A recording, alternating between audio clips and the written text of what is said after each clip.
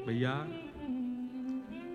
संसार में चाहे आप कितनी भी उपलब्धियों को प्राप्त कर लो, कितनी भी श्रेष्ठताओं को प्राप्त कर लो, और अब मैं कह सकता हूं कितनी भी कथाएं प्रवचन कर लो, ये संसार आपका कभी ना था, ना होगा, ना हो सकता है। लाल जी हमेशा आपके थे, हमेशा आपके हैं, हमेशा आपके रहेंगे। बहुत आसान होता है और किसी के ऊपर कुछ भी बोल देना, और उसमें भी विशेष रूप से अगर कोई कथा वक्ता हो, अगर कोई आध्यात्मिक व्यक्ति हो, क्योंकि उसका स्वभाव है वो मौन रहता है। आध्यात्मिक व्यक्ति का स्वभाव क्या? सबसे पहला परिचय आध्यात्मिक व्यक्ति का यही है कि वो मौन रहेगा, वो कुछ नहीं बोलेगा। और जो बोलने लग जाए वो आध्यात्मिक नहीं है, वो भक्त नहीं है, वो भक्ति पथिक नहीं है। जो बोलता हो, जो चिल्लाता हो, जो शोर मचाता हो, जिसका विवाद में रुचि हो, वो भक्ति पथिक नहीं हो सकता। कभी सुना किसी चरित्र में, किसी प्रसंग में कि मीराबाई ने लड़ाई की? कभी सुना कि गोस्वामी तुलसीदास जी ने युद्ध किया? कभी सुना कि किसी भक्त ने अपने विद्वेषियों के साथ में, विद्रोहियों के साथ में, या अनर्गल बोलने वालों के साथ में कुछ कहा? कुछ नहीं, सब मौन रहे। क्यों? उन्हें फुर्सत कहां अपने ठाकुर जी को याद करने से। ठाकुर जी बोलते हैं उनकी तरफ से, और जब ठाकुर जी बोलते हैं तो महाभारत होता है, फिर कुछ नहीं होता।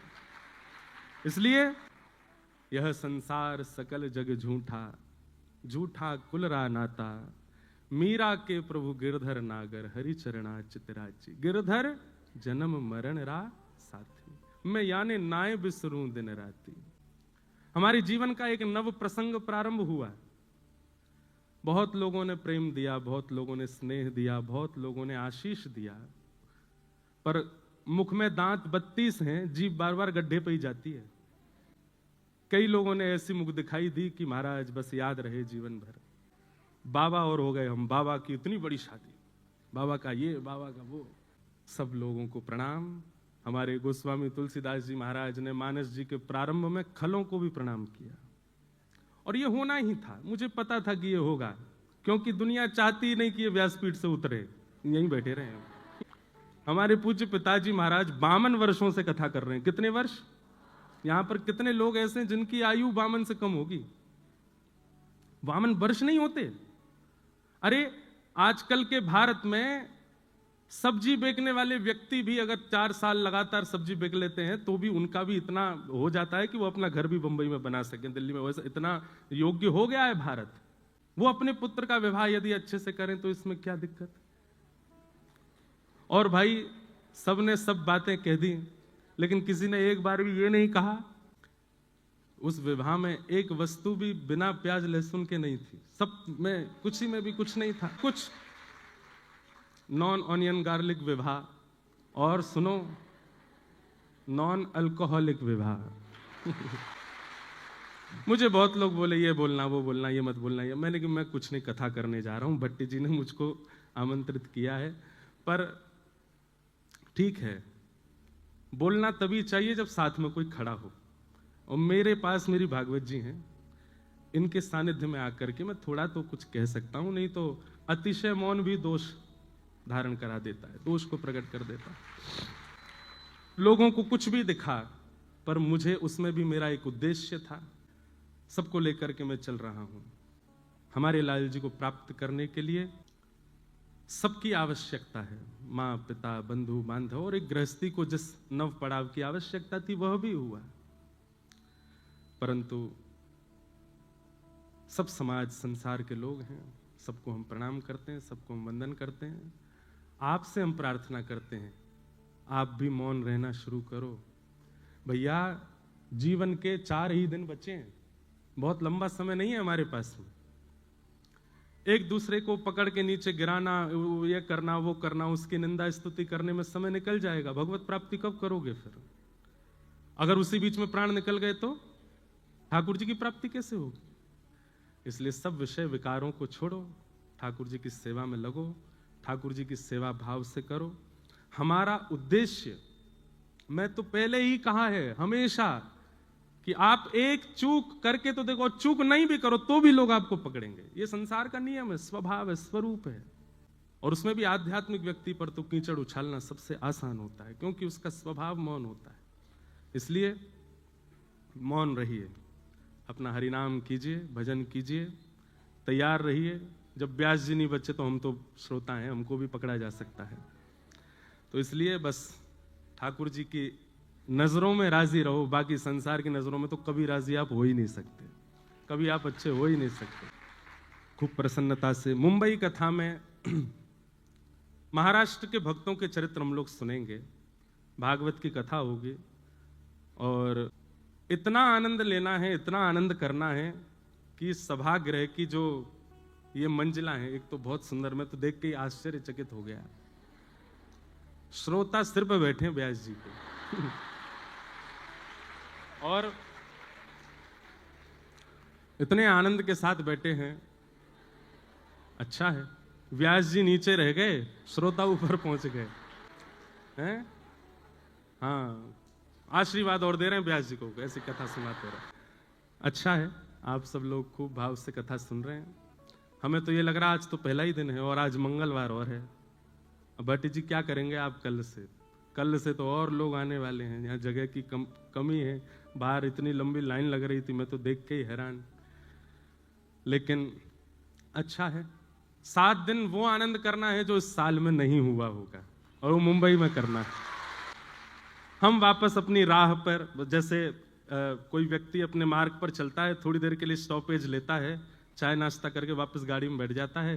तो 10 साल से हमारी गाड़ी चल रही थी भागवत जी की, 1 महीने का थोड़ा ये स्टॉपेज लेके अब हम दोबारा से आ गए। अब ये स्टॉपेज अंतिम श्वास तक आएगा ही नहीं।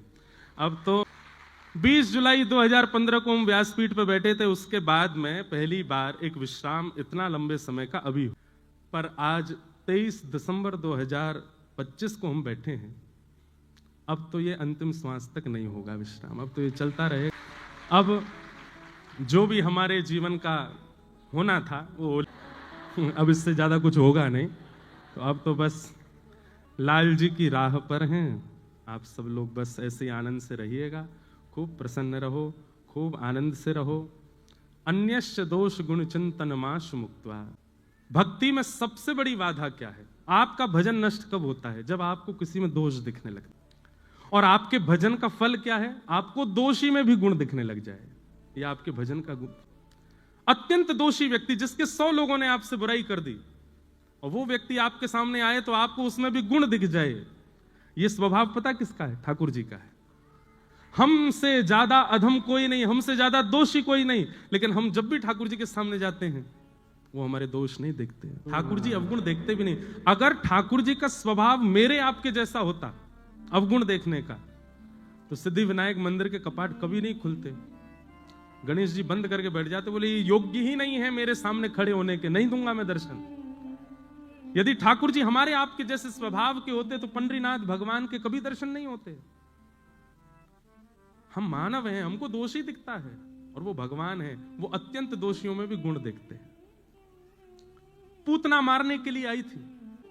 पूतना अपने पयोधर में विष लगा करके भगवान को मारने के लिए आई, और भगवान ने उसके पयोधर का पान करके उसको कौन सी गति प्रदान की? जो माता यशोदा को प्राप्त होनी चाहिए, जो भगवान की मां को गति प्राप्त होनी चाहिए, ठाकुर जी ने वो गति पूतना को प्रदान कर दी।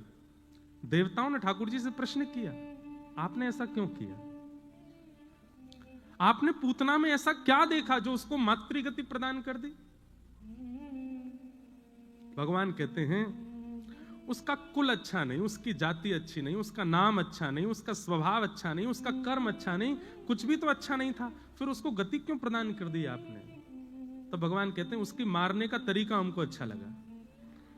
जैसे मां पयोधर पिलाती है, ऐसे पयोधर पिला के मारने आई थी, इसलिए हमको अच्छा लगा। देखो कैसे हैं ठाकुर जी, वो अत्यंत दोषी में भी गुण देखते हैं, और हम अत्यंत गुणवान में भी दोष देखते हैं। इसमें दोष क्या है? इसमें कमी क्या है? इसमें बुराइयां क्या है? इसकी गलतियां क्या है? और यही हमारे भजन का सारा फल नष्ट हो जाता है। इसलिए मैं हमेशा से कहता आया हूं, ये आज की कथा में कह रहा हूं या अपने ऊपर कोई बात रख करके कह रहा हूं, नहीं, मैं प्रिपेयर्ड था कि मेरे पीछे पड़ेंगे लोग। मुझे पता था कि ये सब होना है, क्योंकि मैं कथा कहता हूं, और कथा कह नहीं रहा हूं, आपको नहीं सुना रहा हूं, मुझे स्वयं को भी सुनाता हूं। और सत्य बता रहे, ये 10 वर्ष की कथा ही मुझे पिछले 10 दिनों से जिवा रही थी, मेरी ही कथा, कि कि मैं प्रसन्न हूं, मैं आनंद में हूं, मैं संभला हुआ हूं, मुझे कोई दिक्कत नहीं।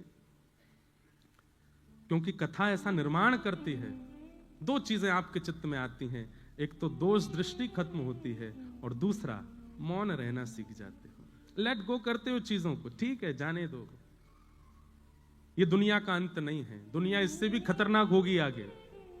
हम व्यास मंच से बैठ करके कह रहे हैं इससे भी ज्यादा खतरनाक होगी मेरे लिए, आपके लिए, पर आपका उद्देश्य दुनिया है ही नहीं, आपका उद्देश्य दुनिया की प्रसन्नता है ही नहीं, आपका उद्देश्य ये है। इसलिए दुनिया क्या कहे उसकी चिंता मत कीजिएगा, कौन अच्छा कर रहा है कौन बुरा कर रहा है चिंता मत कीजिएगा, अपना समय व्यर्थ मत करो, भजन करो, ठाकुर जी के जीवन उनकी प्राप्ति में लग जाओ आगे। अन्यस्य दोष गुण चिंतन महाश मुक्त्वा, दूसरे में दोष मत देखो।